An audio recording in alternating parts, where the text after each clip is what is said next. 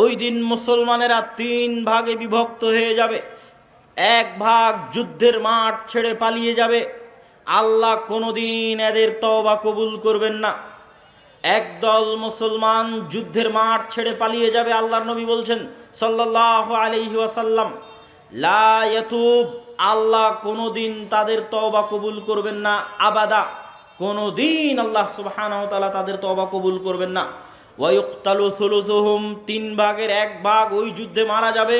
রাসূলুল্লাহ সাল্লাল্লাহু আলাইহি ওয়াসাল্লাম বলছেন, আফজালুশ শুহাদা ইনদাল্লাহ, আল্লাহর নিকটে সর্বশ্রেষ্ঠ শহীদ বলে গণ্য হবে ওই যুদ্ধে যারা যুদ্ধ করে শাহাদত অর্জন করবে, শহীদ হয়ে যাবে 3 ভাগের 1 ভাগ মুসলমান, তারা আল্লাহর দরবারে সর্বশ্রেষ্ঠ শহীদ হিসেবে বিবেচিত হবে। রাসূলুল্লাহ সাল্লাল্লাহু আলাইহি ওয়াসাল্লাম বললেন, ওয়াইফতাতিহুস সুলুস, আর 3 ভাগের 1 ভাগ বিজয় লাভ করবে রোমানদের উপরে। 3 ভাগের 1 ভাগ বিজয় লাভ করবে রোমানদের উপরে। লা ইফতানুনা আবাদান, এরা কোনো দিন আর কিয়ামত পর্যন্ত ফিতনায় পতিত হবে না, এবং এদের হাত দিয়ে ইফতাতিহুনা কুস্তুনতুনিয়া, কুস্তুনতুনিয়া বিজয় হবে। কুস্তুনতুনিয়া কি? আগের হাদিসেও দেখেছেন, আল্লাহর নবী বলেছে, বাইতুল মকদেসের আবাদ হওয়া, মদিনার ধ্বংস হওয়া, মদিনার ধ্বংস হওয়া, মহাযুদ্ধের শুরু হওয়া, মহাযুদ্ধের শুরু হওয়া, কুস্তুনতুনিয়া বিজয় হওয়া, কুস্তুনতুনিয়া বিজয় হওয়া, দাজ্জালের বের হওয়া। কুস্তুনতুনিয়া হচ্ছে আজকের তুরস্কের ইস্তাম্বুল। আজকের তুরস্কের ইস্তাম্বুলকে আরবিতে বলা হয় কুস্তুনতুনিয়া, ইংরেজিতে বলা হয় কনস্টান্টিনিপল। কনস্টান্টিনিপল এবং বর্তমান নাম হচ্ছে ইস্তাম্বুল। তুরস্কের রাজধানী, যদিও আগে রাজধানী ছিল, এখন অফিসিয়াল রাজধানী নয়, অফিসিয়াল রাজধানী আঙ্কারা, কিন্তু তারপরও রাজধানীর মতো মান মর্যাদা যেই শহরের, সেটাই হচ্ছে ইস্তাম্বুল, কুস্তুনতুনিয়া, কনস্টান্টিনিপল। রাসূল সাল্লাল্লাহু আলাইহি ওয়াসাল্লাম বলছেন, ফায়াফতাতিহুনা কুস্তুনতুনিয়া, ওই যে একদল বিজয়ী হবে রোমানদের উপর, তাদের হাতে আল্লাহ কুস্তুনতুনিয়া, কনস্টান্টিনিপল বিজয় দান করবেন। ফাবাইনামা হুম ইয়ানকাসিমুনাল গানাইম, যখন এই সমস্ত বিজয়ী মুজাহিদরা গনিমতের মাল বন্টন করবে এবং তাদের তরবারি ঝুলানো থাকবে গাছের সাথে, তখন একজন চিৎকার করে বলবে, সাহা ফীহিমুশ শাইতান ইন্নাল মাসীহা ক্বাদ খালাফাকুম ফি আহলিকুম, মাসীহুদ দাজ্জাল বের হয়ে গেছে আর তোমাদের বাড়িতে বাড়িতে মাসীহুদ দাজ্জাল প্রবেশ করতেছে। এখন পর্যন্ত ইমাম মাহদী আসেননি, হয়তো এনাদের মধ্যেই ইমাম মাহদী থেকে থাকতে পারেন, তবে তিনি যে ইমাম মাহদী তা এখনও প্রকাশিত আকারে জনগণের সামনে স্পষ্ট হয়নি। হবে কখন? দাজ্জাল বের হওয়ার পরে এবং সালাতের, দামেস্কের মসজিদে সালাতের পরে, যেটার বর্ণনা রাসূল সাল্লাল্লাহু আলাইহি সাল্লাম দিচ্ছেন। ফায়াখরুজুন ওয়া যালিকা বাতিল, শয়তানের এই মিথ্যা কথা শুনে তারা তরবারি নিয়ে দৌড়ে এগিয়ে যাবে কোথায়? মাসীহুদ দাজ্জাল, তার বিরুদ্ধে যুদ্ধ করার জন্য। ফাইদা জাউ শাম, তারা আস্তে আস্তে দেমাশকে চলে আসবে। দেমাশকের মসজিদে তারা কাতারবদ্ধ হয়ে সালাতের জন্য দাঁড়াবে। ইদা উকিমাতিস সালাত, যখন সালাতের ইকামত দেওয়া হবে, ফায়ানজিলু ঈসা ইবনু মারিয়াম, তখন আসমান থেকে ঈসা ইবনু মারিয়াম অবতীর্ণ হবেন। ফাআম্মাহুম ফাইদা রাআহু আদুউল্লাহ যাবা কামা ইয়াযুবুল মিলহ ফিল মা, ঈসা ইবনু মারিয়াম অবতীর্ণ হবেন ওই মসজিদে, এবং তারপরে মুসলমানেরা দাজ্জালের বিরুদ্ধে যুদ্ধ করার জন্য রওনা দিবে। এবং মসজিদে আকসার পাশে, জেরুজালেমের পাশে লুদ নামক, বাবুল লুদ, লুদ নামক দরজায় ঈসা আলাইহিস সালাতু ওয়াস সালামকে দেখে মাসীহুদ দাজ্জাল লবণ যেভাবে পানিতে দিলে গলে যায় সেভাবে গলতে থাকবে, এবং তার গলে শেষ হওয়ার আগেই, তার গলে শেষ হওয়ার আগেই রাসূল সাল্লাল্লাহু আলাইহি ওয়াসাল্লাম বলছেন, ফালাউ তারাকাহু লানযাব হাত্তা ইয়ানহালিক, যদি ঈসা ইবনু মারিয়াম তাকে ওই অবস্থায় রেখে দিতেন তাহলে সে গলে ধ্বংস হয়ে যেত। হাত্তা ইয়াহলিক ওয়ালাকিন ইয়াকতুলুহুল্লাহ বিয়াদিহি ফায়ুরিহিম দামাহু ফি হারবাতিহি, কিন্তু আল্লাহ সুবহানাহু ওয়া তাআলা চান যে ঈসা ইবনু মারিয়ামের মাধ্যমে সে নিহত হোক, এই জন্য ঈসা ইবনু মারিয়াম তাকে হত্যা করবেন এবং দাজ্জালের রক্ত জনগণকে দেখাবেন। সম্মানিত উপস্থিতি, আরেকটি ব্যতিক্রম ধর্মী হাদিস, সেই হাদিসটা বলে আমরা আমাদের সংক্ষিপ্ত ব্যাখ্যার দিকে এগিয়ে যাব ইনশাআল্লাহ। আবু হুরায়রা রাদিয়াল্লাহু তাআলা আনহু থেকে বর্ণিত, তিনি বলেন, রাসূল সাল্লাল্লাহু আলাইহি ওয়াসাল্লাম বলছেন, সামি'তুম বিমাদিনাতিন জানিবুম মিনহা ফিল বার ওয়া জানিবুম মিনহা ফিল বাহর। তোমরা একটি শহরের কথা শুনেছ যেই শহরের এক সাইডে সমুদ্র এবং আর এক সাইডে মাটি। রাসূলুল্লাহ সাল্লাল্লাহু আলাইহি ওয়াসাল্লামের উত্তরে সাহাবীগণ বললেন, জি আমরা শুনেছি। রাসূল সাল্লাল্লাহু আলাইহি ওয়াসাল্লাম বলছেন, লা তাকুমুস সাআহ হাত্তা ইয়াগজুহা ৭০ আলফাম মিন বনি ইসহাক। ততক্ষণ পর্যন্ত কিয়ামত হবে না যতক্ষণ না বানু ইসহাকের ৭০,০০০ মানুষ তাদের বিরুদ্ধে যুদ্ধ না করছে। আর তারা সেই দিন যুদ্ধ করবে ওই শহর বিজয়ের জন্য। আর ওই শহর বিজয়ের জন্য ফালাম ইউকাতিলু বিসালাহ, কোনো অস্ত্রপাতি লাগবে না ওই শহর বিজয় করতে।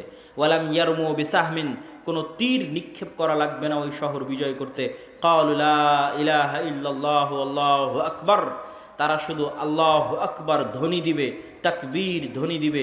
ফায়াসকুতু আহাদু জানিবাইহা, ওই শহরের একটি প্রাচীর ধসে পড়ে যাবে।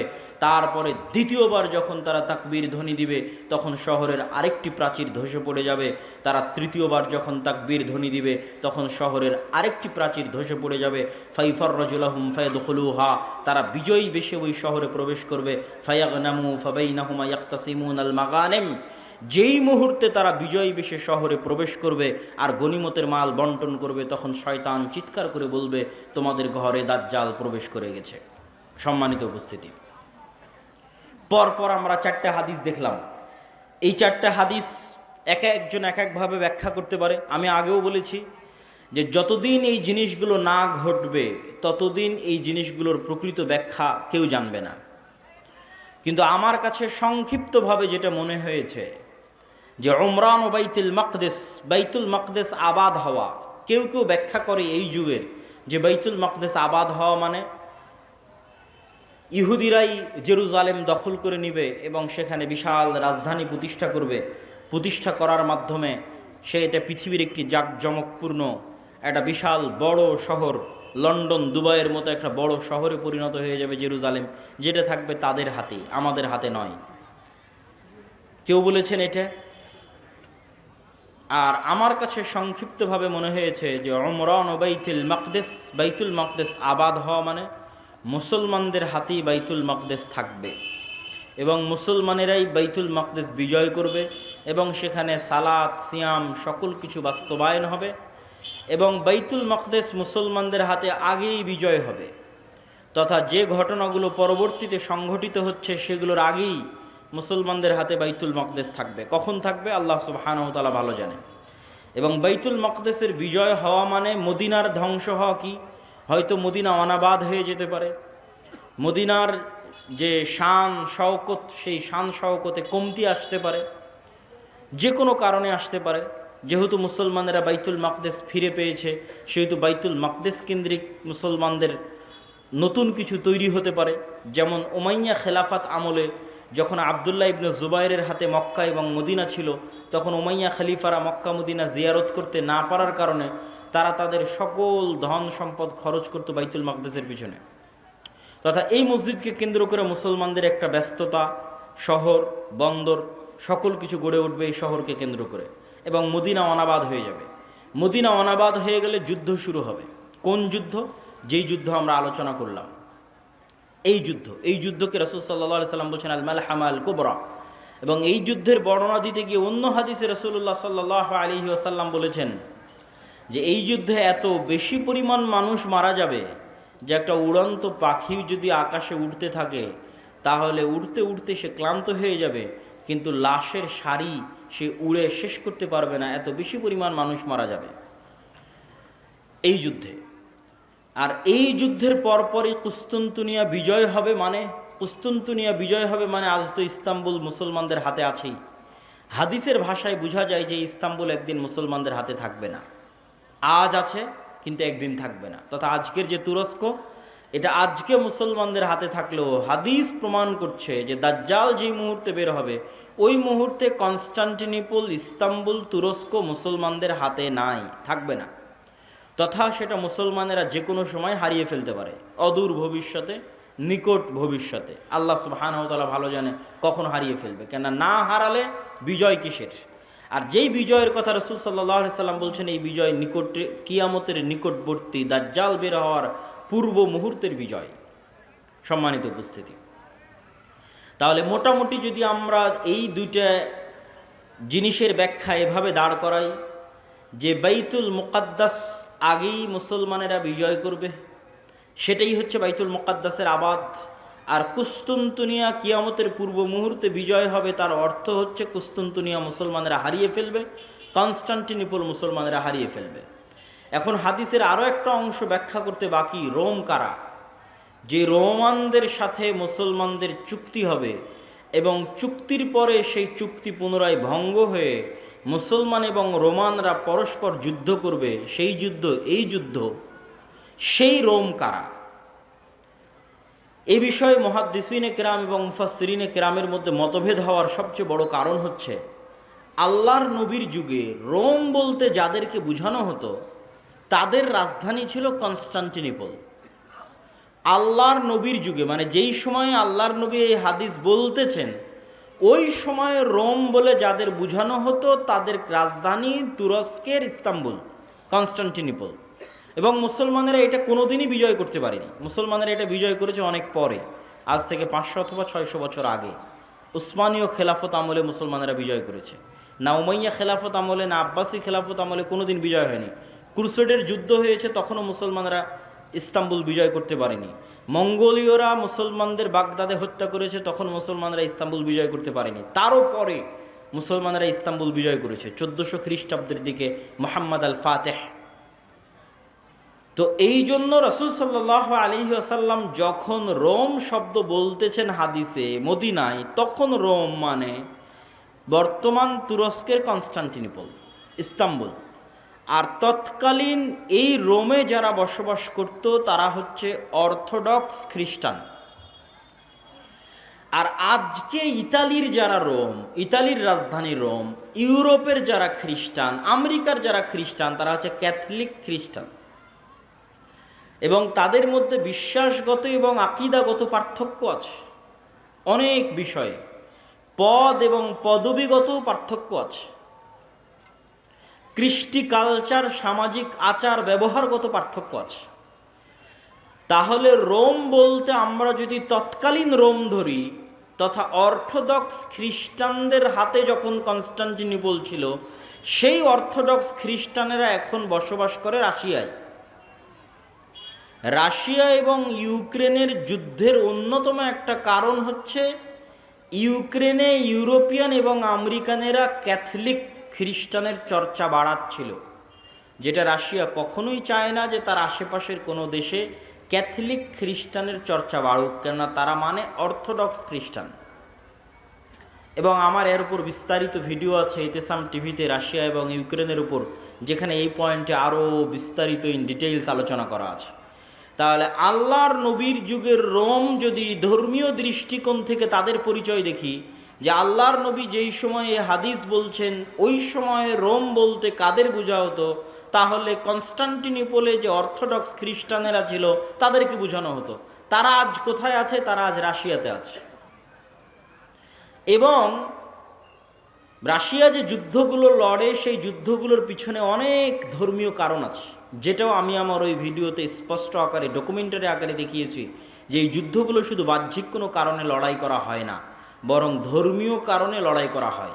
যেমন আজকে ইসরায়েল এবং ফিলিস্তিনের যুদ্ধে ইসরায়েল যে যুদ্ধ করতেছে, এটা শুধু বাহ্যিক কোনো কারণ নয়, বরং এর পিছনে ধর্মীয় কারণ আছে, সেটাও বলবো বক্তব্যের শেষের দিকে ইনশাআল্লাহ। আর যদি বলি যে না, তারা নয়, তাহলে ইতালির রাজধানী যে রোম, ইতালির রাজধানী রোম মানে আজকের ইউরোপ, আজকের আমেরিকা, যারা আমাদের বিরুদ্ধে ক্রুসেডের যুদ্ধ করার জন্য এসেছিল, কয়েক শতাব্দী আগে বাইতুল মুকাদ্দাস খ্রিস্টানেরা দখল করেছিল, সুলতান সালাহুদ্দিন আইয়ুবী বিজয় করেছিলেন, সেই ক্রুসেডাররা, তাদের সাথে মুসলমানদের চুক্তি হবে, তৃতীয় কোনো পক্ষের বিরুদ্ধে মুসলমানেরা তাদেরকে সাথে করে নিয়ে যুদ্ধ করবে, সেই যুদ্ধে রোমানরা আর মুসলমানেরা বিজয়ী হবে। তারপরে রোমানদের একজন বলবে এই ক্রুশের কারণে বিজয়ী হয়েছিলাম, এক মুসলমান উঠে ভেঙে দিবে, তখন আবার তারা পরস্পর মুখোমুখি দাঁড়িয়ে যাবে। আর এই যুদ্ধ হচ্ছে মালহামা, যেটা সিরিয়াতে হবে। আজকের যে ফিলিস্তিন, আজকের যে ইসরায়েল, এগুলোও সিরিয়া, আজকের যে জর্ডান, এগুলোও সিরিয়া, সেই যুদ্ধ হবে সিরিয়াতে। আর ওই যুদ্ধে মুসলমানদের হেডকোয়ার্টার হবে গোতা নামক জায়গায়, যে গোতা নামক জায়গাটি হচ্ছে সিরিয়ার রাজধানী দামেস্ক থেকে অনতি দূরে। আর সেই যুদ্ধের রোমানদের হেডকোয়ার্টার হবে আমাক এবং দাবেক নামক জায়গায়, যা বর্তমান সিরিয়া এবং তুরস্কের সীমান্তবর্তী অঞ্চলে এখনও সেই নামে সেই জায়গা পরিচিত এবং জানা যায়। সম্মানিত উপস্থিতি, আজকে দাজ্জালের যে লম্বা হাদিস আছে, সেই লম্বা হাদিস থেকেও দুই একটা পয়েন্ট বলে এই মাটি, এই অঞ্চলের গুরুত্ব বুঝানোর আজকের এই পর্বের আলোচনার আমরা শেষের দিকে চলে যাব ইনশাআল্লাহ। দাজ্জালের হাদিস আপনারা সকলেই জানেন, কিন্তু সেই হাদিসে যে জায়গাগুলোর কথা দাজ্জাল বলেছে আমরা সেটাই একটু সংক্ষিপ্তভাবে তুলে ধরব। আপনারা তামিম আদ-দারি রাদিয়াল্লাহু তাআলা আনহুর বিখ্যাত হাদিস, যদি শ্রদ্ধেয় শাইখ আব্দুর রাজ্জাক বিন ইউসুফ তার বক্তব্য শুনে থাকেন তাহলে শুনতে আরও মজা লাগবে, কিন্তু আমি শুধু ব্যাখ্যা করব যে ওখানে দাজ্জাল যে জায়গাগুলোর কথা বলে ওই জায়গাগুলো কী এবং কোথায়। তো তামিম আদ-দারি রাদিয়াল্লাহু তাআলা আনহু তারা নৌকা নিয়ে সফরে বের হয়েছিলেন, 1 মাস সমুদ্রের মধ্যে ঘুরপাক খেতে থেকেছেন। ঘুরপাক খেতে খেতে যখন একটা দ্বীপে গিয়ে ঠেকেছেন, সেই দ্বীপে তাদের সাথে দাজ্জালের সাক্ষাৎ হয়েছে। দাজ্জালের সাক্ষাৎ হওয়ার আগেও একটা বড় অদ্ভুত জন্তু সেখানে দায়িত্ব পালন করছিল। সেই অদ্ভুত জন্তু নিজেকে পরিচয় দিয়েছে যে আমি হচ্ছি গোয়েন্দা, আনাল জাসসাসা। তারপরে সেই অদ্ভুত জন্তু তাদেরকে বলেছে তোমরা যার কাছে এসেছো তিনি এই দিকে আছে, এগিয়ে যাও। সেখান থেকে এবার আমি আপনাদেরকে এখান থেকে পড়ে শোনাচ্ছি যে ওখানে দাজ্জাল কি বলছে এবং সেই জায়গাগুলো কোথায়। দাজ্জাল বলছে, জিজ্ঞেস করছে, আসআলুকুম আন নাখলিহা আন নাখলি বাইসান আখবিরুনি আন নাখলি বাইসান। বাইসান নামক খেজুর বাগান সম্পর্কে আমাকে তোমরা সংবাদ দাও। কুলনা আন আইয়ি শানিহা তাস্তাখবির। বাইসান নামক খেজুরের বাগান সম্পর্কে তুমি কি জানতে চাও? আসআলুকুম আন নাখলিহা, বাইসান নামক খেজুর বাগানে এখন খেজুর হয় কিনা এ বিষয়ে আমাকে জানাও। হাল ইউসমির আমলা। তখন ওই তামিম আদ-দারি রাদিয়াল্লাহু তাআলা আনহু এবং তার সাথে যারা গেছে তারা উত্তরে বললেন কুলনা নাআম, এখনো সেখানে খেজুর হয়। তখন দাজ্জাল উত্তরে বলছে, আমা ইন্নাহু ইউশিকু আল্লা তুসমির, জেনে রাখো অচিরেই সেই বাইসান নামক খেজুর বাগানে খেজুর হবে না। ক্বালা আখবিরুনি আন বুহাইরা আত-তাবারিয়া, তোমরা আমাকে বুহাইরা আত-তাবারিয়া, তাবারিয়া লেক, তাবারিয়া খাল সম্পর্কে জানাও। কুলনা আন আইয়ি শানিহা তাস্তাখবির, তাবারিয়া খাল সম্পর্কে তোমাকে কি বলবো? ক্বালা হাল ফিহা মা, সেখানে কি পানি আছে? তখন উত্তরে বলছে হিয়া কাসীরাতুল মা, অনেক বেশি পানি আছে। ক্বালা আমা ইন্নামা ইউশিকু আন ইয়াযহাব, জেনে রাখো অচিরেই সেই খালে পানি থাকবে না। ক্বালা আখবিরুনি আন আইনি যুগার, আইনে জোগার সম্পর্কে আমাকে জানাও। ক্বালু আন আইয়ি শানিন তাস্তাখবির, তুমি আইনে জোগার সম্পর্কে কি জানতে চাও? বলে আইনে জোগারে কি এখনো পানি আছে? সেখান থেকে কি মানুষজন পানি নিয়ে চাষাবাদ করে? তখন আমরা বললাম হ্যাঁ, হিয়া কাসীরাতুল মা, এখনো মানুষ সেখান থেকে পানি নিয়ে চাষাবাদ করে। তখন সে উত্তরে বলল অচিরেই সেখানে পানি থাকবে না। তখন বলছে আখবিরুনি আন নাবিয়্যিল উম্মিয়িন, উম্মিয়িনদের নাবী সম্পর্কে আমাকে জানাও। অশিক্ষিত মূর্খ যারা লেখা জানে না, পড়া জানে না, তাদের জন্য যে নবী প্রেরণ করা হয়েছে সেই নবী সম্পর্কে আমাকে জানাও। এই মর্মে কথা সামনের দিকে আগাতে থাকলো। সম্মানিত উপস্থিতি, এখানে 3টা জায়গার কথা বলেছে দাজ্জাল।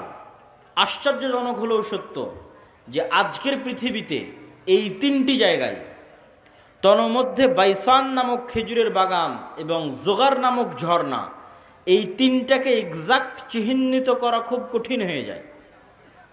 বিশেষ করে আইনে জোগারকে এক্সাক্ট চিহ্নিত করা যে এইটা আইনে জোগার, এটার বিষয়ে নিশ্চিত কেউ গবেষকরা এখন পর্যন্ত তথ্য দিতে পারেনি। কিন্তু বাইসান খেজুরের বাগান সম্পর্কে মোটামুটি ধারণা পাওয়া যায় যে এই খেজুরের বাগান হচ্ছে বাইসান খেজুরের বাগান। আর বুহাইরা আত-তাবারিয়া এটা এত প্রসিদ্ধ, এত ব্যাপক, এত পরিচিত যে সবাই জানে। এমনকি ইসরায়েলে সারা পৃথিবী থেকে শত শত খ্রিস্টান এই বুহাইরা আত-তাবারিয়া দেখার জন্য যায়। এই জন্য দেখার জন্য যায়, তারা মনে করে তাদের তাওরাত, তাদের বাইবেলে ঈসা আলাইহিস সালাতু ওয়াস সালামের যত মোজেজার কথা বলা আছে, সকল মোজেজা তিনি দেখিয়েছিলেন বুহাইরা তাবারিয়ার ওপরে অথবা বুহাইরা তাবারিয়ার পাশে।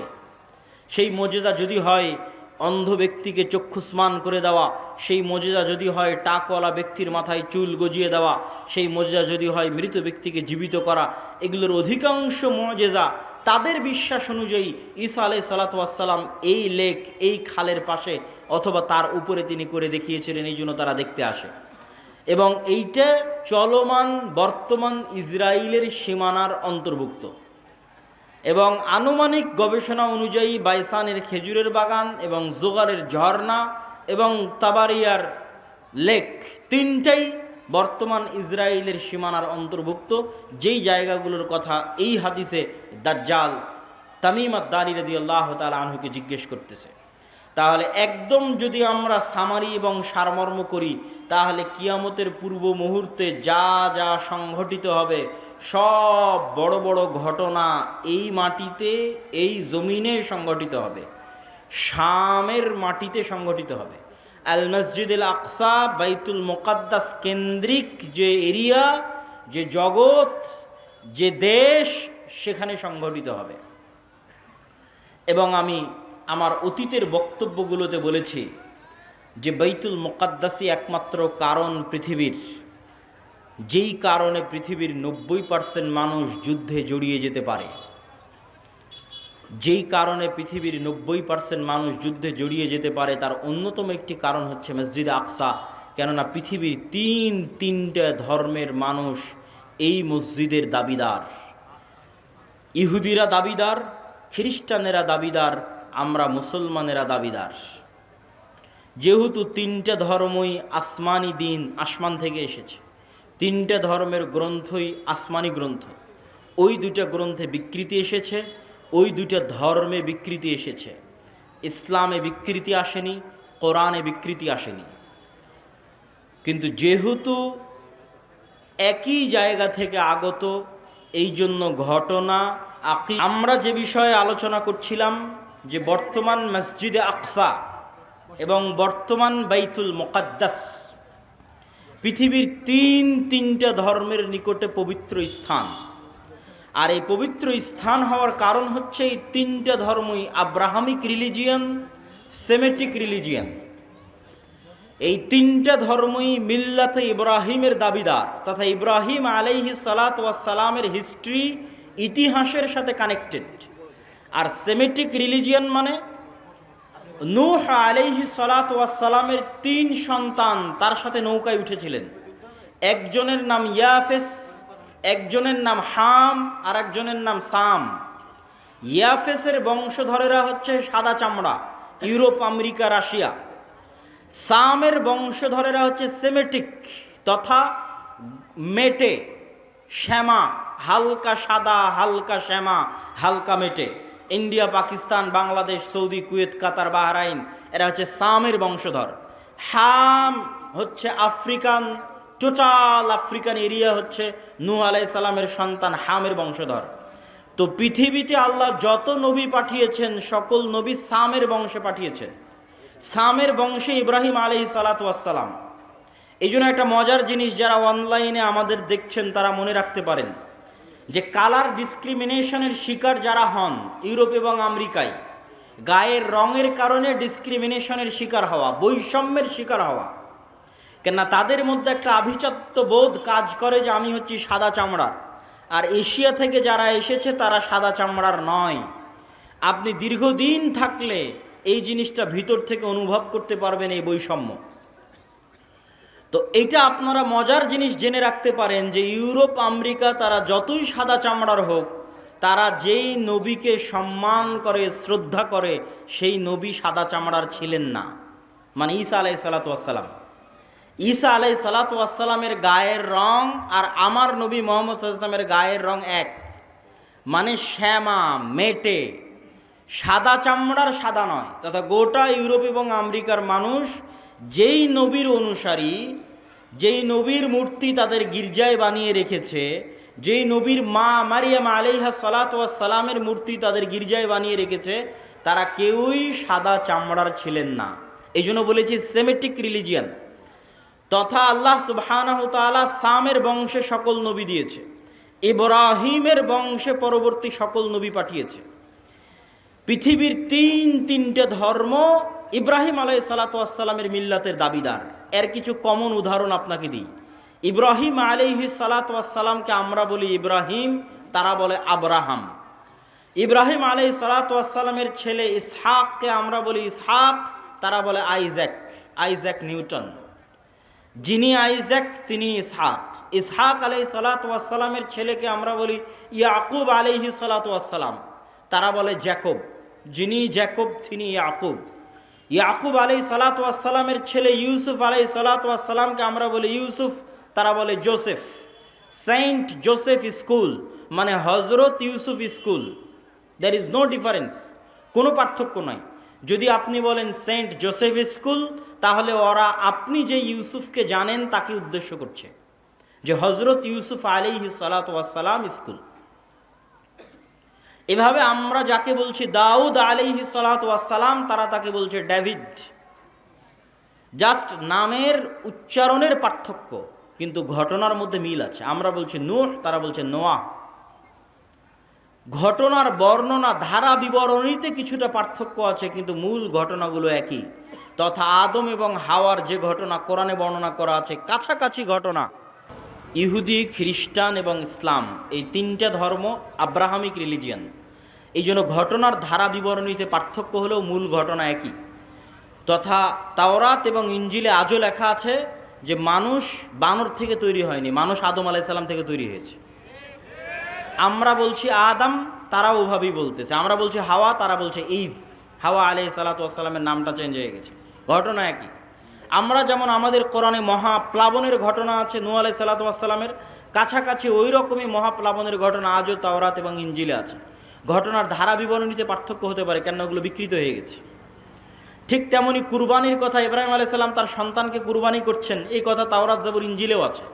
কিন্তু তারা পরিবর্তন করে দিয়েছে যে ইব্রাহিম আলাইহিসসালাম ইসহাক আলাইহিসসালামকে কুরবানি করছেন, আর কোরআন বলছে ইব্রাহিম আলাইহিসসালাম ইসমাইলকে কুরবানি করছেন।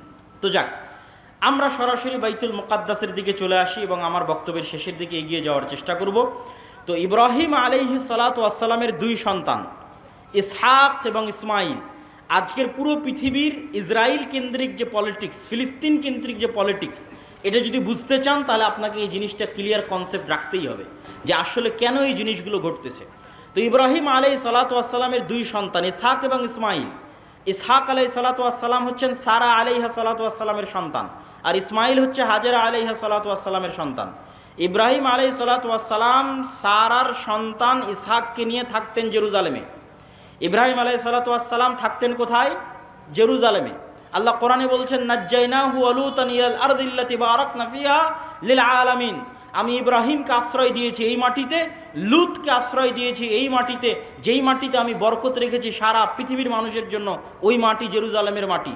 লূত আলাইহিসসালামের শহর উল্টিয়ে দেওয়ার পরে আল্লাহ তাকে আশ্রয় দিয়েছেন জেরুজালেমে। আর ইব্রাহিম আলাইহিসসালাম তিনি যখন ইরাক থেকে হিজরত করে এসেছেন, তখন আল্লাহ সুবহানাহু ওয়া তাআলা তাকে আশ্রয় দিয়েছেন জেরুজালেমে। তার বাপ আজর তাকে ইরাকের ব্যাবিলন নগরী থেকে তাড়িয়ে দিয়েছিলেন। তাহলে ইব্রাহিম আসলেন জেরুজালেমে, লূত আসলেন জেরুজালেমে।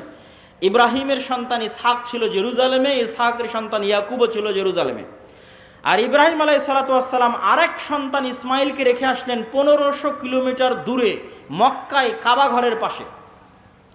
তাহলে একই সাথে একই সময়ে আল্লাহ ইব্রাহিম আলাইহিসসালামের দুই সন্তানকে দিয়ে পৃথিবীর দুইটা মসজিদ আবাদ করাচ্ছেন। আল্লাহর নবী এবং পবিত্র কোরআন বলছে ইন্না আউওয়ালা বাইতিন উযিআ লিন-নাস বিবাক্কা, পৃথিবীর বুকে প্রথম মসজিদ তৈরি হয়েছে মক্কায় আল্লাহর ইবাদতের জন্য। আর আল্লাহর নবী বলছেন মক্কার 40 বছর পর, কাবার 40 বছর পর মসজিদ তৈরি হয়েছে আল মসজিদ আল আকসা, বাইতুল মুকাদ্দাস। তাহলে ইব্রাহিম আলাইহিসসালামের এক সন্তান ইসহাক এবং তার বংশধরেরা আবাদ করছে মসজিদ আকসা, আর ইব্রাহিম আলাইহিসসালামের আরেক সন্তান ইসমাইল এবং তার বংশধরেরা আবাদ করছে কাবা, একই সময়ে একই সাথে। আর ইব্রাহিম আলাইহিসসালাম নিজে জেরুজালেম থেকে মক্কায় যাতায়াত করেছে 4 থেকে 5 বার। একবার হাজেরা আলাইহিসসালাম এবং ইসমাইলকে রাখতে গেছেন, একবার জবাই করতে গেছেন, একবার কাবা ঘর তৈরি করতে গেছেন, একবার ছেলেকে এমনি দেখতে গেছেন, পাননি, স্ত্রীকে তালাক দিয়ে আসতে বলেছেন। লম্বা ঘটনা সহিহ বুখারীতে পাবেন। তাহলে ইব্রাহিম আলাইহিসসালাম পৃথিবীর একমাত্র নবী যিনি একই সাথে এই দুইটা পবিত্র মসজিদের সাথে কানেক্টেড, একই সাথে। হুয়া ইব্রাহিম আলাইহিস সালাতু ওয়াস সালাম, তিনি ইব্রাহিম আলাইহিস সালাতু ওয়াস সালাম 5 বার মক্কা থেকে ফিলিস্তিন জেরুজালেম যাতায়াত করেছেন। এবার আসেন হিস্ট্রি সামনের দিকে আগাতে থাকলো। ইউসুফ আলাইহিস সালাম কুয়ায় পড়ে মিশরের বাজারে বিক্রি হয়ে গেলেন। আজকে যেমন ফিলিস্তিন আর মিশর পাশাপাশি, গাজায় আপনি ত্রাণ পাঠাতে পারবেন না মিশর ছাড়া, ওই কালেও একই অবস্থা ছিল, ফিলিস্তিন মিশর পাশাপাশি। ফিলিস্তিনের কুয়াতে পড়ে বিক্রি হলেন মিশরে, মিশরে অর্থমন্ত্রী হলেন, বাপ ভাই দাদা সবকে ডেকে পাঠালেন। 70 জনের পরিবারের বিশাল বহর নিয়ে ইয়াকুব আলাইহিস সালাম গেলেন মিশরে। এই প্রথম ইসহাকের বংশধরেরা ফিলিস্তিন ছেড়ে মিশর চলে গেল। মিশরে ইউসুফ আলাইহিস সালামের রাজত্ব এবং তার পরবর্তীদের রাজত্ব 1-150 বছর থাকলো। তারপরে যখন বিরোধী পার্টি ক্ষমতায় চলে আসলো, তথা ফেরাউন তিব্তিরা যখন ক্ষমতা দখল করে নিল, তো আগের ক্ষমতায় যারা সবচেয়ে বড় জোট ছিল ওদেরকে হত্যা করতে লাগলো। আগের ক্ষমতায় যে বাদশাহ ছিল মিশরের, তার সবচেয়ে বড় জোট ছিল বানু ইসরাইল, ইউসুফ আলাইহিস সালাতু ওয়াস সালাম, তো এদেরকে হত্যা করো। আর ফেরাউন জানতো যে আমি ক্ষমতা হারালে এদের কাছে ক্ষমতা হারাবো, অতএব এদের শিশুদের হত্যা করো, যেন আমার ক্ষমতা দখল করার মতো কেউ না আসে। ওয়াইজ নাজ্জাইনাকুম মিন আলি ফিরআউনা ইয়াসুমুনাকুম সুআল আযাব ইউযাববিহুনা আবনাকুম ওয়া ইস্তাহিয়ুনা নিসাআকুম, আমি তোমাদেরকে ফেরাউনের কবল থেকে বাঁচিয়েছি, যে ফেরাউন তোমাদের ছেলে সন্তানদের জবাই করত। আল্লাহ পবিত্র কোরআনে বলছেন ছেলে সন্তানদের জবাই করত। আজকের ফেরাউন বানু ইসমাইলের ছেলে সন্তানদেরকে গাজায় হত্যা করতেছে। দিন পরিবর্তন হয়েছে, টার্গেট একই, কেননা তারা জানে যে এই ফিলিস্তিন থেকে এমন সন্তান বের হবে যাদের হাতে তাদের পতন অনিবার্য, পতন অবশ্যম্ভাবী। এই জন্য বেরিয়ে যেন হতে না পারে, এই জন্য আগে শিশুই হত্যা করে দাও, যেমন ফেরাউন হত্যা করত। সম্মানিত উপস্থিতি, তারপরে ফেরাউনের অত্যাচারে থেকে বানু ইসরাইলকে বাঁচানোর জন্য আল্লাহ মুসা আলাইহিস সালামকে পাঠালেন। মুসা আলাইহিস সালাতু ওয়াস সালামের লম্বা ঘটনা, তিনি বানু ইসরাইলকে সাথে করে নিয়ে পালিয়ে যাচ্ছেন। ফেরাউনকে আল্লাহ লোহিত সাগরে ডুবিয়ে হত্যা করলেন। হত্যা করার পর মুসা আলাইহিস সালাম ফেরত মিশরে যাননি কেন? এই জন্য মিশরে ফেরত যাননি যে মুসা আলাইহিস সালাম পালিয়ে যাচ্ছিলেন না, মুসা আলাইহিস সালাম ইজ রিটার্নিং ব্যাক, ফেরত যাচ্ছিলেন। কোথায় ফেরত যাচ্ছিলেন? 400 বছর আগে ওনার বাপদাদা ইয়াকুব এবং ইয়াকুবের সন্তান 70 জন এবং ইউসুফ ওই যে জেরুজালেম ছেড়ে মিশরে আসছে, ওই জেরুজালেম বাপদাদার আদিভিটা, সেখানে ফিরে যাচ্ছিলেন।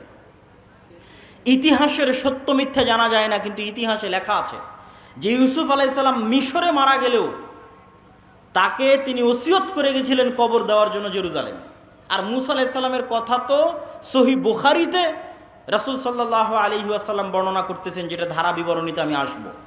তো আপনি যদি আজকের ম্যাপে দেখেন, লোহিত সাগর পার হয়ে ফিলিস্তিনে যাবেন, মিশর থেকে লোহিত সাগর ক্রস করে ফিলিস্তিনে যাবেন, গুগল ম্যাপে দেখবেন ফিলিস্তিনে ঢুকার আগে বিশাল মরুভূমি, সিনাই মরুভূমি।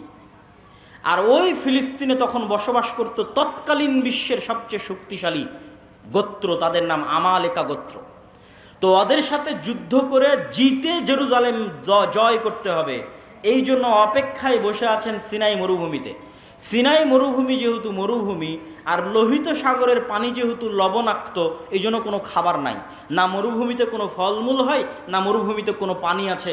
এই জন্য সূরা বাকারায় বানু ইসরাইলের ঘটনা পড়ে দেখবেন যে আল্লাহ মুসা আলাইহিস সালাতু ওয়াস সালামকে বললেন, তুমি লাঠি দিয়ে পাথরে আঘাত করো, তোমার সম্প্রদায়ের জন্য ঝর্ণা তৈরি করে দিচ্ছে।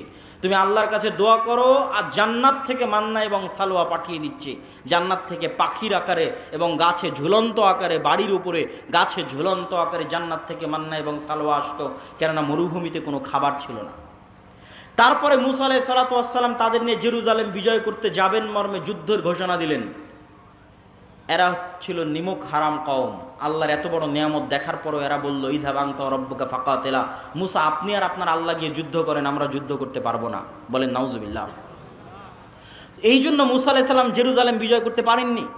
তখন মুসা আলাইহিস সালাতু ওয়াস সালাম আল্লাহর কাছে দোয়া করেছিলেন, যেন আমার লাশ, আমার মৃত্যু যেন জেরুজালেমের এত নিকটে হয় যে একটা ঢিল মারলে, যেন জেরুজালেম থেকে বাইতুল মুকাদ্দাস থেকে একটা ঢিল মারলে আমার কবরে এসে পড়ে।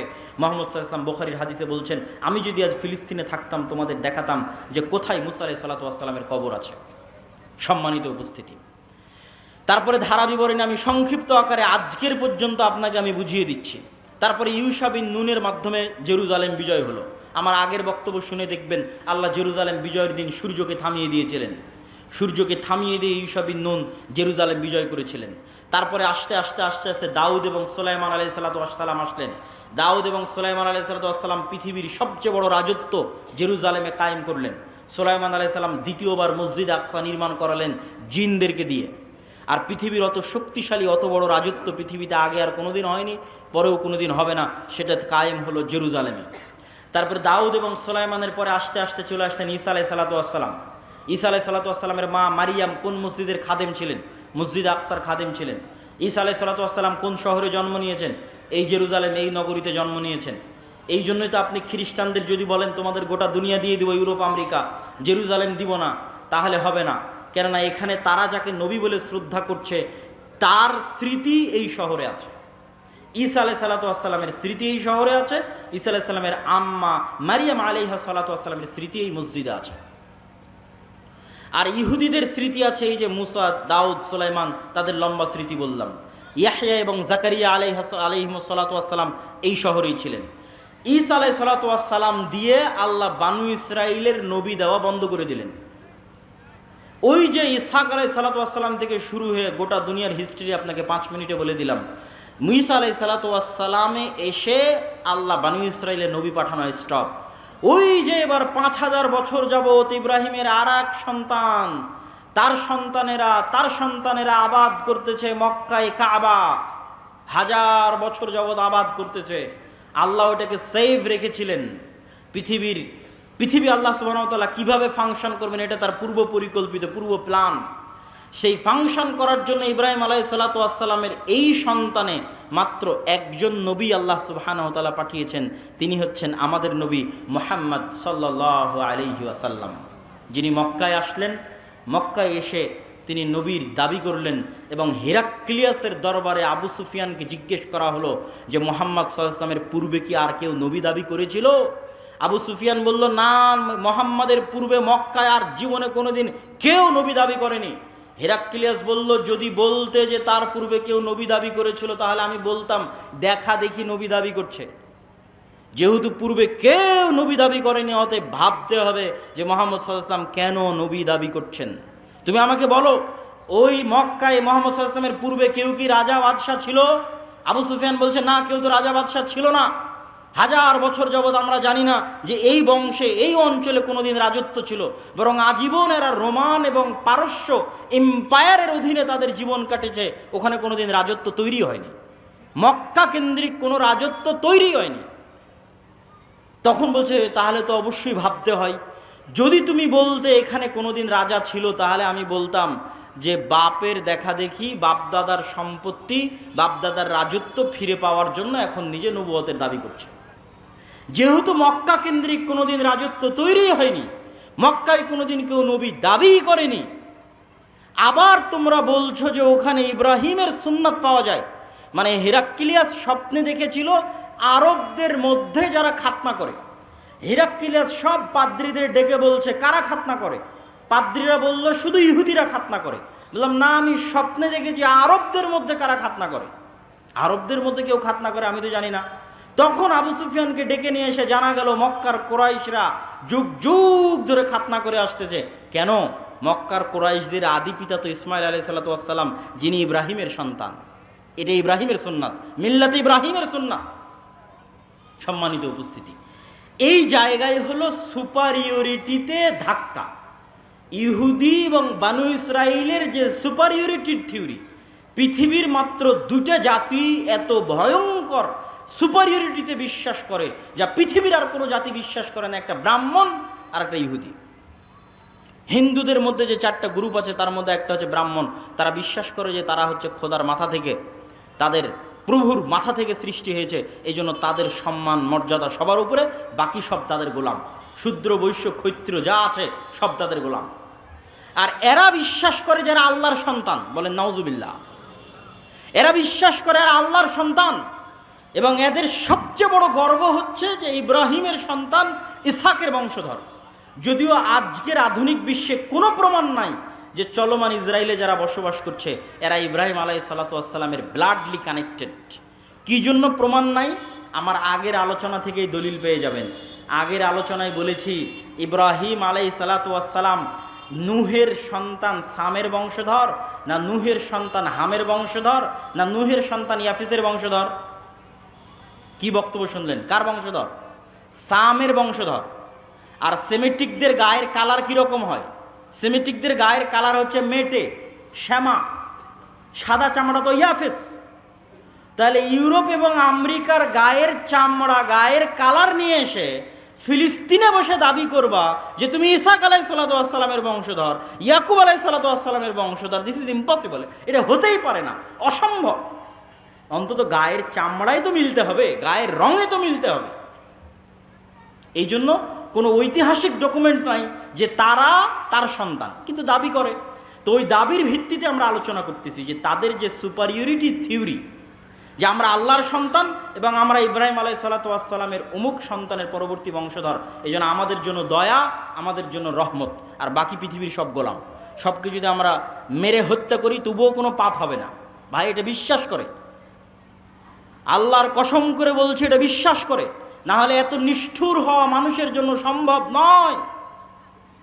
আপনি যখন বিশ্বাস করবেন যে এই সমস্ত মানুষকে হত্যা করলে আমার গুনাহ হবে না, তখনই আপনি এত নিষ্ঠুর হতে পারবেন।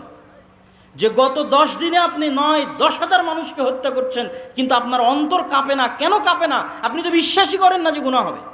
ওই যে সুপারিয়রিটি থিওরি, সারা পৃথিবীর সব মানুষকে যদি হত্যা করে দেওয়া হয় তবুও তাদের দৃষ্টিতে তারা গুনাহগার হবে না, কেন? তারা হচ্ছে আল্লাহর সন্তান আর বাকি সব হচ্ছে গোলাম। এই হচ্ছে তাদের বিশ্বাস। এই সুপারিয়রিটি থিওরিতে সবচেয়ে বড় ধাক্কা দিয়েছে মোহাম্মদ সাল্লাল্লাহু আলাইহি ওয়াসাল্লাম। কেন? মোহাম্মদ সাল্লাল্লাহু আলাইহি ওয়াসাল্লামও বললেন আমি ইব্রাহিমের বংশধর। কথা কি আমার বুঝতে পারছেন? মোহাম্মদ সাল্লাল্লাহু আলাইহি ওয়াসাল্লাম ইব্রাহিমের সন্তান ইসমাইলের বংশধর, বানু ইসমাইল। আর তারাও জানতো যে আরবে শেষ নবী আসবে। এই জন্য ঈসা আলাইহিস সালাতু ওয়াস সালামের মৃত্যুর পরে অনেক ইহুদি মদিনায় চলে গেছিল। বানু কুরাইজা, বানু কায়নুকা, বানু নাজির সবগুলো চলে গেছিল মদিনায়। তারা অপেক্ষা করছিল তাদের মধ্যে শেষ নবী আসবে, আরবে আসবে, তাদের বংশে আসবে। কিন্তু যখন দেখলো না, তাদের বংশে আসলো না, মুহাম্মদ সাল্লাল্লাহু আলাইহি ওয়াসাল্লাম বানু ইসমাইলের বংশে শেষ নবী দাবি করলো, তাহলে মুহাম্মদ সাল্লাল্লাহু আলাইহি ওয়াসাল্লাম দুই দিক থেকে তাদের সুপারিয়রিটিতে আঘাত করলেন। এক, তুমি রক্তে যতই দাবি করো তুমি ইব্রাহিমের বংশধর, তো আমি মুহাম্মদও দাবি করছি আমি ইব্রাহিমের বংশধর, আমি ইসমাইলের বংশধর। অতএব রক্তে আমার উপর তোমার কোনো প্রাধান্য আর থাকলো না। শেষ, আমার উপর তোমার প্রাধান্য রক্তে থাকলো না। এই জিনিসটা তারা বুঝে গেল। এবং তারা এটাও বুঝে গেল যে মুহাম্মদ সাল্লাল্লাহু আলাইহি ওয়াসাল্লামের কওমের জন্য আল্লাহর পক্ষ থেকে তাদের কিতাবে বর্ণিত যত ওয়াদা, যত রহমত, যত বরকত, সব রহমত, সব বরকত এবার মুহাম্মদ সাল্লাল্লাহু আলাইহি ওয়াসাল্লাম এবং তার উম্মতের জন্য আসবে। এই জন্য তাদের পৃথিবীতে সবচেয়ে বড় শত্রু হচ্ছে ইসলাম এবং মুসলমানেরা। দুইটা কারণে। অন্যদেরকে তো ওরা বিশ্বাসই করে না যারা ইব্রাহিমের বংশধর। অন্তত তাদের কিতাবে তো ইব্রাহিমের আর এক সন্তান ইসমাইলের নাম লেখা আছে, যে ইব্রাহিমের আর এক সন্তান ইসমাইল। এবং তারা এটা বিশ্বাস করে যে আরবরা হচ্ছে ইসমাইলের বংশধর। এই জন্য এটা হলো তাদের সবচেয়ে বড় ভয়ের কারণ, যে তাদের সুপারিয়রিটি থিওরিতে আঘাত করেছে ইসলাম এবং মুসলমানেরা। সম্মানিত উপস্থিতি, আজকের এই জেরুজালেমে যে ভয়াবহ অবস্থা তৈরি হয়েছে, এই ভয়াবহ অবস্থার পিছনে কারণ কি? আগের যুগের অনেক ইতিহাস আমি অন্য বক্তব্যে আলোচনা করেছি। আজকের এই ভয়াবহ অবস্থা তৈরি হওয়ার পিছনে কারণ আমার ছোট্ট গবেষণায় ঔপনিবেশিক শাসনামল, কলোনিয়াল সিস্টেম, আরবিতে বলে ইস্তেমার। আমরা যারা আজকে এই দেশে বসবাস করছি, যারা আপনারা সামনে বসে আছেন, 1935-1937 সালের আগে আপনাদের বাপদাদারা জমির মালিকই ছিল না। আপনি আজকে যে জমির দলিল নিয়ে দাবি করছেন এই জমি আমার, এই দাবি 35-37 আগে এই অঞ্চলের মানুষ করতে পারত না। কেননা আমাদের বাপদাদারা 190 বছর ছিল ব্রিটিশদের গোলাম, তথা আমরা ছিলাম কলোনি, ব্রিটিশের কলোনি। এই জন্য 190 এবং 200 বছর গোলামি করতে করতে আমাদের রক্তের মধ্যে গোলামি ঢুকে গেছে। আর এই দেশ ছেড়ে যখন ব্রিটিশরা গেছে, 3টে দেশে ভাগ করে গেছে, ভারত, বাংলাদেশ, পাকিস্তান। ঠিক সারা পৃথিবীর প্রায় মুসলিম দেশই কোনো না কোনো ইউরোপিয়ান কান্ট্রির কলোনি ছিল। আর এই কলোনিয়াল সিস্টেম কতটা ভয়ঙ্কর ছিল এটা ইউরোপ সফর না করলে আমি বুঝতে পারতাম না। ফ্রান্সের রাজধানী প্যারিসে আইফেল টাওয়ারের সামনে রাত 12টা-1টার সময় যতজন বিড়ি খাচ্ছে, সিগারেট খাচ্ছে, সব হচ্ছে মুসলমানের সন্তানেরা। কোন দেশের মুসলমানের সন্তানেরা? যেই দেশ ফ্রান্স শাসন করত। ফ্রান্সের কলোনি ছিল আফ্রিকার বহু অঞ্চল। আজ বহু অঞ্চল বিদ্রোহ করতেছে, নাইজার, আলজেরিয়া, বহু অঞ্চল বিদ্রোহ করতেছে ফ্রান্সের বিরুদ্ধে। তো ওই সমস্ত অঞ্চলগুলো কলোনি ছিল। ভাগ্যিস ভালো যে ব্রিটিশরা আমাদেরকে মোটামুটি একটা স্বাধীনতা দিয়ে গেছে। ফ্রান্স অতটুকু স্বাধীনতা দেয়নি। ফ্রান্স বলেছে তোমার রিজার্ভ ব্যাংকের টাকা আমার ব্যাংকে থাকবে, তুমি কোনো অস্ত্র কিনতে পারবা না আমার কাছে ছাড়া, তুমি বৈদেশিক কোনো চুক্তি করতে পারবা না আমার অনুমতি ছাড়া, অথচ নাকি স্বাধীন। এভাবে তারা স্বাধীনতা দিয়ে এসেছে। কলোনিয়াল সিস্টেম ভয়ঙ্কর। তো ঠিক আজকের যেই শাম, আজকের যেই ফিলিস্তিন, ইসরায়েল, জর্ডান, লেবানন, কাতার, দুবাই, বাহরাইন, এগুলো আজ থেকে 50-60 বছর আগে ছিলই না। আসতেছে নিয়ে আসো, দান যেহেতু বলতেছো, না নিয়ে আসলে কেমন করবো? ও তো আচ্ছা আচ্ছা আচ্ছা আচ্ছা ছিল না। ওরা এই যেমন আমাদের এই ভারত উপমহাদেশকে ভেঙে টুকরো টুকরো করেছে, ওই রকম বাহরাইন একটা ছোট্ট দেশ বানিয়েছে, কাতার, দুবাই, তারপরে হচ্ছে জর্ডান, তারপরে হচ্ছে লেবানন, তারপরে হচ্ছে এই ছোট্ট ভাঙতে ভাঙতে ওর মধ্যে থেকে ইসরায়েল বের করে দিয়েছে। তথা ইসরায়েল হচ্ছে ঔপনিবেশিকের ফল, ঔপনিবেশিক শাসন আমলের সন্তান। যে কলোনিয়াল সিস্টেম সারা পৃথিবীতে মুসলমানেরা ভোগ করেছে তার ফল, তার রেজাল্ট। আর ওই যে গোলামি করতে করতে রক্তে গোলামি ঢুকে গেছে মুসলমানদের জন্য, মুসলমানদের মধ্যে, এই জন্য তারা ওই গোলামি থেকে এখনো বের হতে পারতেছে না। গোলামি থেকে বের হতে হলে আরও সময় লাগবে, স্বাধীন চেতা মনোভাব লাগবে, আল্লাহর ইবাদত এবং দিনের অনুসরণ করা লাগবে। দিনের অনুসরণ, আপনি বলতেছেন আপনি মসজিদ আকসা বিজয় করবেন, বাইতুল মুকাদ্দাস বিজয় করবেন, আপনি যে দেখেন তো একটা ইহুদি পরিবারের ছেলে মেয়ে কী করে, আর আজকে যারা এখানে বসে আছে এরা কী করে? আজকে যারা যে সমস্ত এখানে যুবক বসে আছে এদের মধ্যে কয়জন মদখোর, জুয়াখোর, ফ্রি ফায়ার, পাবজি নিয়ে ব্যস্ত? আর ইহুদির কয়টা সন্তান ফ্রি ফায়ার, পাবজি আর মদ আর জুয়া নিয়ে ব্যস্ত? আমার চ্যালেঞ্জ থাকলো আপনি যান, খুঁজেন। তাদের দোষ দিয়ে লাভ নাই। আল্লাহ সুবহানাহু ওয়া তাআলা আমাদেরকে আযাব হিসেবে, শাস্তি হিসেবে মসজিদ আকসায় যেতে দেয় না। এই কষ্ট আমার এবং আপনার অন্তরে থাকতে হবে। যেই মসজিদের 2 রাকাত সালাত অন্য মসজিদের 1000 সালাতের চেয়ে উত্তম, পৃথিবীর যে তিনটা মসজিদ, ইসলামের সবচেয়ে পবিত্রতম মসজিদ, যার জন্য সফর করা, যার জন্য যাওয়া উত্তম, উচিত, যেই মসজিদগুলোতে সালাতের বিশেষ ফজিলত রয়েছে, সেই 3টা মসজিদের একটা মসজিদ, মসজিদ আকসা, আমরা যেতে পারি না। এটা আল্লাহ আমাদেরকে বঞ্চিত করে রেখেছে আমাদের কর্মফলের কারণে, আমাদের আমলের কারণে। সম্মানিত উপস্থিতি, আপনি ইহুদি পল্লীতে যান, ইহুদি পল্লীতে গিয়ে দেখেন তারা কিভাবে চলে, কিভাবে চলাফেরা করে, দেখে আসেন। তারা পৃথিবীর মানুষকে বলবে তোমরা সুদ নিয়ে ব্যস্ত থাকো, ওরা নিজেরা পরস্পরে সুদ খাবে না। তারা পৃথিবীর মানুষের পিছনে কোটি কোটি টাকা ব্যয় করবে যে তোমরা মদ, গাঞ্জা, জুয়া এগুলো নিয়ে ব্যস্ত থাকো, ওরা নিজেরা জীবনে কোনোদিন মদ, গাঞ্জা, জুয়া নিয়ে ব্যস্ত থাকবে না। টাকার বিষয়ে সবচেয়ে কৃপণ, টাকা কেমনে জমা করতে হয়, অনর্থক অপচয় খরচ না করে টাকা কেমনে জমা করতে হয়, পৃথিবীর সবচেয়ে বড় বড় মাল্টি বিলিয়নার হচ্ছে তারা। কেন? তারা ওইভাবেই তাদের সন্তান সন্ততিকে বড় করেছে। হ্যাঁ, তাদের উপর আল্লাহর গজব এবং আযাব আসবে, কিন্তু আল্লাহ সুবহানাহু ওয়া তাআলা বিধর্মীদের দিয়েই মুসলমানদেরকে আযাব এবং শাস্তি দিয়ে থাকেন। তারও দলিল কোরআন এবং হাদিসে আছে, যেটা আমি আমার অন্য বক্তব্যে বিস্তারিত আলোচনা করেছি, আজকে সময় নাই। সেহেতু আমরা একটা আযাব এবং গজবের মধ্যে দিয়ে যাচ্ছি আমাদের আমলের কারণে। আমাদের অন্তরে ব্যথা থাকতে হবে যে আমরা হজ এবং উমরা করতে গেলেও, মক্কা মদিনায় গেলেও মসজিদ আকসায় যেতে পারি না। আজ থেকে 100 বছর আগে, গত 1300 বছর এমন কোনো মুসলমান নাই যারা হজ উমরা করতে গেছে আর মসজিদ আকসায় যায়নি। হজের ট্রিপ মানেই মসজিদ আকসাহের ট্রিপ হবে। সম্মানিত উপস্থিতি, এই জন্য সুলতান সালাহুদ্দিন আইয়ুবী শপথ করেছিলেন যতদিন আল্লাহ তার 3টা মসজিদের একটা মসজিদকে খ্রিস্টানদের কবল থেকে মুক্ত না করবে, ততদিন সুলতান সালাহুদ্দিন আইয়ুবী আল্লাহর আরেক মসজিদ মক্কা এবং মসজিদে নববী জিয়ারতের জন্য যাবে না।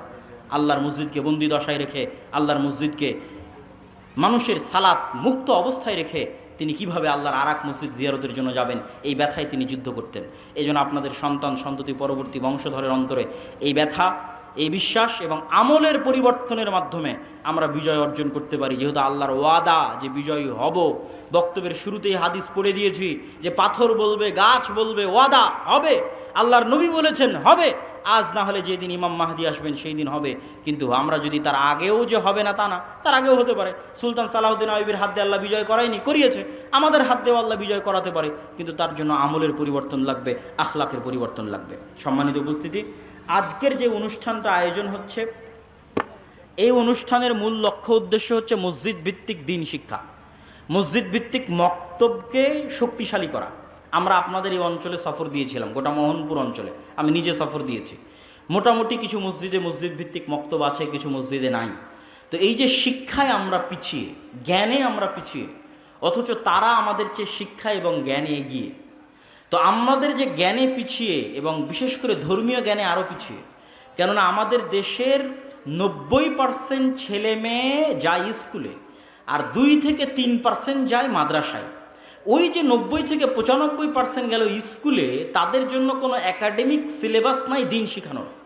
যদি না আমরা মসজিদগুলোকে দিন শিক্ষার দিক থেকে শক্তিশালী না বানাতে পারি, শক্তিশালী প্রতিষ্ঠান না বানাতে পারি, তাহলে আমাদের পরবর্তী প্রজন্ম হবে কোরআনবিহীন, আমাদের পরবর্তী প্রজন্ম হবে দ্বীনের জ্ঞানবিহীন, যা আমাদের উপরে জাতিগতভাবে আল্লাহর আযাব আসার জন্য বাধ্য করবে। তথা আমরা আজকে বাংলাদেশে বসে আছি, গাজার জন্য প্রতিবাদ করছি, কয়দিন পর দেখবেন যে আমরাই গাজা হয়ে গেছি।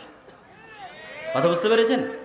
যদি আমরা আমাদের আমল এবং আখলাকে পরিবর্তন না আনি, কেননা গাজা হওয়ার মতো সকল ক্রাইটেরিয়া এই দেশে মজুদ আছে। কি এই দেশে মজুদ আছে? এটা পৃথিবীর একমাত্র মুসলিম দেশ যার পাশে কোনো মুসলিম দেশ নাই। তথা এটা যদি কোনো দিন গাজা হয়, তাহলে গাজার চাইতে ভয়ঙ্কর পরিবেশ তৈরি হবে, কেননা গাজার পাশে অন্তত মিশর তো আছে। মাটির তল দিয়ে খুঁড়ে মিশর থেকে তারা ত্রাণ এবং পণ্য এনে কোনো মতে বাঁচতে পারতেছে। কিন্তু আপনার দেশ যেই দিন গাজা হয়ে যাবে, সেই দিন আপনার এখানে ত্রাণ পাঠানোরও কেউ থাকবে না। এই জন্য বাঁচার রাস্তা কি? যদি এই দেশের স্বাধীনতা এবং সার্বভৌমত্ব রক্ষা করতে চান, দিন এবং আমলে ফিরে আসতে হবে। পরবর্তী প্রজন্মদের কাছে বেসিক দিনের জ্ঞান দিতে হবে। তার জন্য মসজিদে টাইলস এবং এসির আগে মক্তব চালু করতে হবে। আমি এমনও মসজিদ সফর করেছি যেই মসজিদে টাইলস আছে, এসি আছে, আমি রাগ করে বলেছি মসজিদে মক্তব নাই। আমি রাগ করে বলেছি আপনারা টাইলসগুলো খুলে বাজারে বিক্রি করেন, এসিটা খুলে বাজারে বিক্রি করেন, তো মসজিদে মক্তব চালু করেন। আমাদের মুসলমানদের কনসেপ্ট দেখেন, আমাদের যারা আরব বিশ্বের বড় বড় দেশ, তাদের কনসেপ্ট দেখেন, পর্যটন আর বিনোদন। আর পাশে ইসরায়েলকে দেখেন, শিক্ষা জ্ঞান। আমাদেরকে দেখেন, আমরা হচ্ছে এসি টাইলস, শিক্ষা জ্ঞানের কোনো গুরুত্ব নাই। তাহলে আমরা যদি গোলাম না হই, কারা পৃথিবীতে গোলাম থাকবে? সম্মানিত উপস্থিতি, এই জন্য আজকে আপনারা যারা এখানে উপস্থিত হয়েছেন, প্রত্যেকেই আজকের এই প্রোগ্রামগুলো আমরা যেগুলো করছি, আর দাওয়া ইলাল্লাহর অধীনে এটার মূল লক্ষ্যই হচ্ছে মসজিদগুলোতে মক্তব শিক্ষা চাঙ্গা করা, মজবুত করা।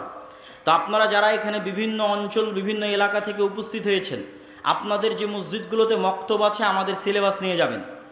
সালাফি কনফারেন্স রাজশাহী 23 ও 24 নভেম্বর, আল জামিয়া সালাফিয়া ডাঙ্গিপাড়া পবা, রাজশাহীতে আসবেন।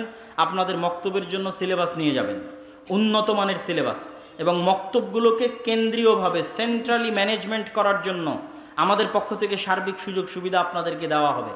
আর যদি কোনো মসজিদে মক্তব বন্ধ থাকে, সেটাকে চালু করার জন্য কি কি উদ্যোগ নেওয়া যায়, সেটার জন্য আপনারা যোগাযোগ করতে পারেন। কিন্তু যে মসজিদগুলোতে চালু আছে, তারা দ্রুত গতিতে চেষ্টা করেন আমাদের সাথে সম্পৃক্ত হয়ে ওই মসজিদগুলোর ইমামদেরকে শিক্ষাগত ট্রেনিং দেওয়ার মাধ্যমে এবং ওই মসজিদের সিলেবাসের মান বাড়ানোর মাধ্যমে ওইটাকে একটা প্রতিষ্ঠানে রূপান্তর করা। মসজিদেই থাকবে, মসজিদের মধ্যেই থাকবে, কিন্তু ফাংশন করবে প্রতিষ্ঠানের মতো, যাতে আমরা পরবর্তী প্রজন্মদের কাছে দিনের সঠিক জ্ঞান পৌঁছে দিতে পারি। আর দাওয়া ইলাল্লাহ উদ্যোগ নিয়ে আমরা ইতিমধ্যে বাংলাদেশের 4টে জেলার 126টা মসজিদ সফর করেছি, 250-এর অধিক মসজিদে মক্তব উদ্বোধন করেছি। অতএব আপনাদের কাছে উদাত্ত আহ্বান থাকবে, এই প্রজেক্টের সাথে আপনারা সম্পৃক্ত হন। যে মসজিদে মক্তব আছে, সেই মক্তবকে চাঙ্গা করার জন্য আমাদের সিলেবাস নেন, আমাদের ট্রেনিং নেন, আমাদের ম্যানেজমেন্ট সিস্টেম নেন। যেই মসজিদে মক্তব নাই, সেখানে চালু করার জন্য আমাদের ডাকেন, আমরা সফর দিই, বক্তব্য দিই, চালু করার জন্য সহযোগিতা করি। আর আজকের এই অনুষ্ঠান এবং এখানেও যে মক্তবগুলো পরিচালিত হয় মোহনপুর এবং বাগমারায়, সেই মক্তবগুলোর উন্নয়নের লক্ষ্যে, তাদের সহযোগিতার লক্ষ্যে আমাদের আজকের এই অনুষ্ঠান। অতএব আপনারা এই প্রজেক্টে দান করার চেষ্টা করবেন, সহযোগিতা করার চেষ্টা করবেন। আপনাদের একটা টাকার মাধ্যমেও যদি মুসলমানের একটা সন্তানও কোরআন শিখে, আলিফের একটা অক্ষর শিখে, তো আপনি কবরে চলে গেছেন, 500 বছর হয়ে যাবে, 1000 বছর হয়ে যাবে, কিন্তু আপনার নেকির দরজা বন্ধ হবে না ইনশাআল্লাহ। যেমন আজকে আমরা মাগরিব এবং এশার সালাত যারা পড়েছি, মাগরিব এবং এশার সালাতে আমরা যে সূরা ফাতিহা পড়েছি, আমাকে যিনি শিখিয়েছিলেন তিনিও নেকি পেয়েছে। তার আগে আল্লাহর নবী পর্যন্ত যতজন আমার কাছে এই সূরা ফাতিহা পৌঁছানোর জন্য কাজ করেছে, সবাই আমার এই সূরা ফাতিহা পড়ার নেকি পেয়েছে। বলেন আল্লাহু আকবার। অতএব এই নেকি থেকে বঞ্চিত হবেন না। আমি দায়িত্বশীল এবং স্বেচ্ছাসেবক ভাই যারা আছে তাদেরকে বলবো, আপনারা ভিতরে প্রবেশ করেন। আর আমার বক্তব্যের পরে সম্মানিত এমপি মহোদয়, যিনি আজকের আমাদের প্রধান অতিথি, তিনি আপনাদের সামনে আলোচনা করবেন। তারপরে আমাদের শ্রদ্ধেয় ওস্তাদ শেখ আব্দুর রাজ্জাক বিন ইউসুফ হাফিজাউল্লাহ, তিনিও আপনাদের সামনে আলোচনা পেশ করবেন ইনশাআল্লাহ। কই স্বেচ্ছাসেবক ভাইয়েরা? তানজিল ভাই, স্বেচ্ছাসেবকরা নাই? জি, স্বেচ্ছাসেবক ভাইয়েরা আপনারা ভিতরে যান। আপনারা কেউই না, এখনই করুক, এখনই করুক। আপনারা কেউই এই দান থেকে মুক্ত থাকবেন না, দান থেকে বিরত থাকবেন না। এমনকি যারা আমরা স্টেজে আছি তারাও চেষ্টা করব সংক্ষিপ্ত হলেও আমরা যেন এটাতে অংশগ্রহণ করতে পারি, অল্প হলেও যেন আল্লাহ সুবহানাহু ওয়া তাআলা কই নয়, তোমরা স্টেজে যারা তাদের কাছে নাও, আপনি দরকার হয় অন্যের কাছ থেকে ধার করে হলেও এই প্রজেক্টে অংশগ্রহণ করুন। 5 টাকা 10 টাকা অতি আল্লাহ সুবহানাহু ওয়া তাআলা বরকত দিবে। এবং আমরা আল্লাহ সুবহানাহু ওয়া তাআলার কাছে দোয়া করি, আমরা আল্লাহ সুবহানাহু ওয়া তাআলার কাছে দোয়া করি যে আল্লাহ সুবহানাহু ওয়া তাআলা, হে আল্লাহ, আপনি আজকে যারা আমাদের অত্র প্রোগ্রামে উপস্থিত হয়ে এই প্রজেক্টে তাদের স্বতঃস্ফূর্ত অংশগ্রহণের জন্য সহযোগিতার হাত বাড়িয়ে দিচ্ছে, আপনি তাদের দানকে কবুল করুন, আল্লাহুম্মা আমিন। এবং আমাদের ফিলিস্তিনের, হ্যাঁ দিব, আচ্ছা আমাদের, ওকে ওকে ওকে শেষ করে দিচ্ছি। আমাদের ফিলিস্তিনের, ইনশাআল্লাহ, হে আল্লাহ সুবহানাহু ওয়া তাআলা, আমাদের ফিলিস্তিনের যে সমস্ত ভাই এবং বোনেরা নিহত হচ্ছে, এখন পর্যন্ত 9,000 মারা গেছে, হে আল্লাহ আপনি তাদেরকে শহীদ হিসেবে কবুল করুন, আল্লাহুম্মা আমিন। হে আল্লাহ, গাজার মুসলমানদের উপর পৃথিবীর স্মরণকালের ভয়াবহ যে অত্যাচার, যে জুলুম চলতেছে, আপনি তাদের উপর থেকে সেই জুলুম, সেই অত্যাচার উঠিয়ে নিন, আল্লাহুম্মা আমিন। হে আল্লাহ, ইন্নাকা আলা কুল্লি শাইইন কাদির, আপনি আপনার শক্তি, আপনি আপনার ক্ষমতা, আপনি আপনার সাহায্য সহযোগিতা মুসলমানদের জন্য পাঠিয়ে দিন, আল্লাহুম্মা আমিন। হে আল্লাহ, আপনি আমাদের জন্য সুলতান আন নাসিরা, এমন একজন শাসক পাঠান যেই শাসকের হাত দিয়ে আমরা পুনরায় মসজিদে আকসা, বাইতুল মুকাদ্দাস বিজয় করতে পারবো, আল্লাহুম্মা আমিন। হে আল্লাহ, আজকে যারা এই দানে অংশগ্রহণ করছে, আপনি তাদের এই দানকে কবুল করুন, আল্লাহুম্মা আমিন। আমাদের যারা পূর্বে মারা গেছে তাদের কবরকে প্রশস্ত করে দিন, আল্লাহুম্মা আমিন। আপনারা কেউই এই দান থেকে বিরত থাকবেন না। স্টেজে যারা আমরা আছি তারাও অংশগ্রহণ করব। কেউই আপনারা এই দান এবং এই সহযোগিতা থেকে 10 টাকা 5 টাকা হলেও তাতে অংশগ্রহণ করবেন এবং আল্লাহর কাছে দোয়া করবেন, আল্লাহ যেন আদ-দাওয়া ইলাল্লাহ এর যে প্রজেক্ট, মসজিদ ভিত্তিক মক্তব শিক্ষা, এই প্রজেক্টকে যেন আল্লাহ কবুল করে, আল্লাহুম্মা।